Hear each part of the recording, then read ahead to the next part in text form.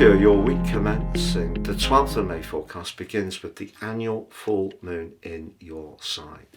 The moon in Scorpio is very delicate, it's in its full, and that could see you wanting to be quite protective about how you feel as an individual about certain connections. Those connections don't have to be romantic only. And on the other side of the heavens, you have an asset because Mercury has moved from a brittle part of your chart into one which helps you to be perhaps a little bit more detached.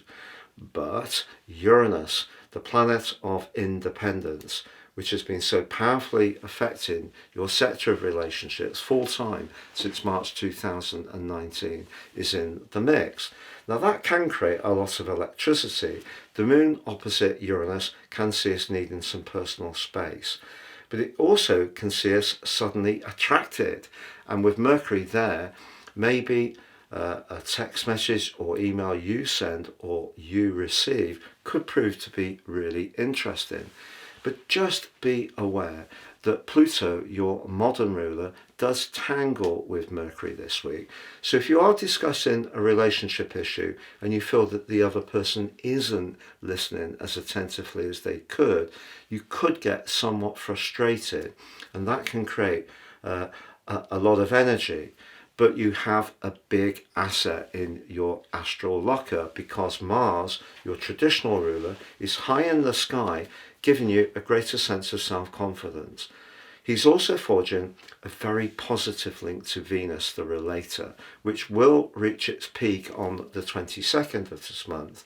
Also Saturn, which has been asking some very harsh questions over the last couple of years about a love relationship or your social world or your creative talents. That's on the last degree of its entire journey through the sign of Pisces.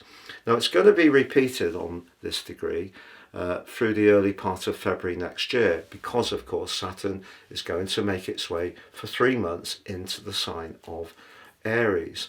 But what it does do by the end of this week is forge a very stable link with the Sun in your 7th house. So even if there is a frank exchange, and when Uranus is in the mix there often can be, even if Mars gives you a little bit more confidence to say how you feel, even if some very powerful messages are shared either way, by the end of this week I actually feel that something can be released that's good for you.